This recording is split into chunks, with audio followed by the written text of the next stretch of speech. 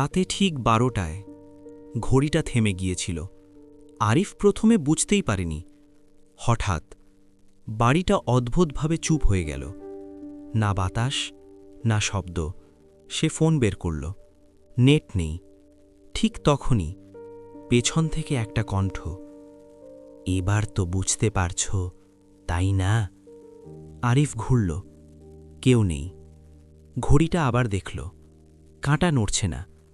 হঠাৎ টেবিলের উপর একটা কাগজ, লেখা, তুমি এখানে দ্বিতীয়বার এসেছ। আরিফের গলা শুকিয়ে গেল, কারণ এই ঘরটা সে আগে কখনো দেখেনি।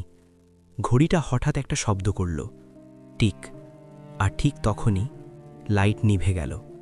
এই ঘড়ি কেন থেমে গেল, আর আরিফ আসলে কোথায় এসেছে? পরের পার্ট মিস না করতে আমাদের চ্যানেলটি সাবস্ক্রাইব করো, কমেন্টে বলো তোমার মনে কি হচ্ছে, আর নতুন গল্প পেতে বেল বাটনে ক্লিক করতে ভুলবে না।